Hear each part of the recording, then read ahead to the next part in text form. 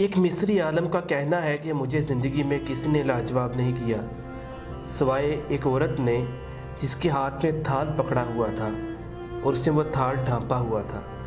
جب میں نے اسے پوچھا کہ اس تھال میں کیا ہے تو کہنے لگی، اگر یہ بتانا ہوتا کہ اس تھال میں کیا ہے تو مجھے ڈھانپنے کی ضرورت کیا تھی۔ بہت سارے زندگی میں ایسے لوگ ہوتے ہیں جن کا ایک چہرہ ہمارے سامنے ہوتا ہے، لیکن ان کا یہ چہرہ زیادہ بہتر اور زیادہ مؤثر ہوتا ہے، لیکن ان کا ایک برا چہرہ بھی ہوتا ہے جو ہماری نظروں سے اوجھل ہوتا ہے۔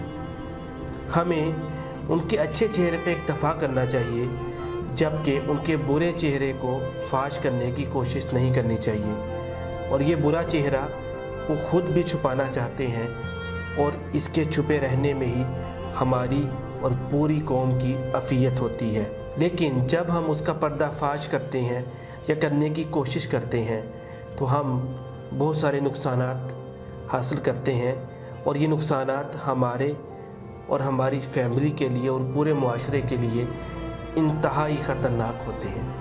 وگرنہ جس نے گناہ گار ہم ہیں، اگر ہمیں ایک دوسرے کے گناہوں کا پتہ لگ جائے تو شاید ہم میں سے کوئی بھی دوسرے کا جنازہ پڑھنا اور اسے دفن کرنے کے لیے بھی نہ جائے۔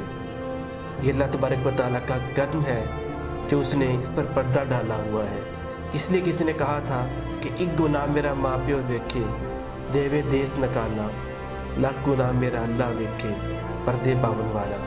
تو ہمیں ایک دوسرے کے گناہوں پہ نہیں بلکہ اس کی خوبیوں پہ توجہ دینی چاہیے، تاکہ ہم معاشرے میں اس کا اچھا چہرہ پیش کر سکیں اور اچھائیوں پہ بات کر کے اسے معاشرے کے لیے زیادہ فائدہ مند اور زیادہ مؤثر بنانے کی کوشش کر سکیں۔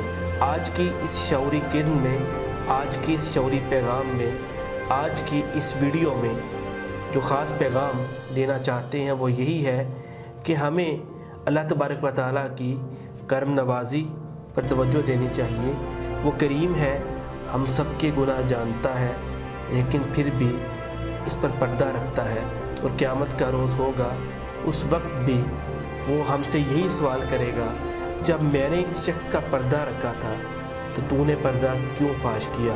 ہمیں اسے اس معاشرے کے لیے زیادہ مؤثر بنانے میں اپنا کردار ادا کرنا ہے، تاکہ یہ ملک، یہ قوم زیادہ خوشحال بھی ہو اور ہم ایک دوسرے کا خیال بھی کریں اور اچھائیوں اور نیکیوں کے ذریعے ایک دوسرے کے قریب رہیں اور قربت کو فروغ دینے کی کوشش کریں۔ اس ویڈیو کو شیئر کریں۔ چودھری محسن عابدی کو اجازت دیجیے۔ اللہ حافظ۔